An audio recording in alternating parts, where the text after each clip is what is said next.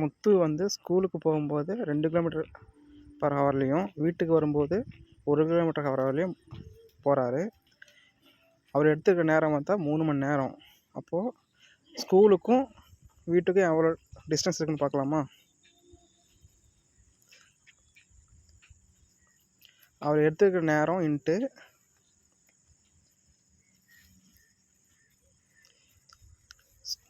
ஸ்கூலுக்கு போகிற kilometre per hour into ஸ்கூல்லேருந்து வீட்டுக்கு வர kilometre per hour divide by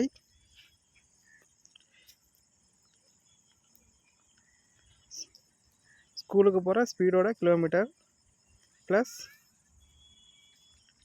ஸ்கூல்லேருந்து வீட்டுக்கு வர கிலோமீட்டர் 3 மணி நேரம் இன்ட்டு 1 × 2 டிவைட் பை 1+2. இப்போ ஸ்கூலுக்கும் அவர் வீட்டுக்கும் இருக்கிற டிஸ்டன்ஸ் வந்து 2 கிலோமீட்டர்.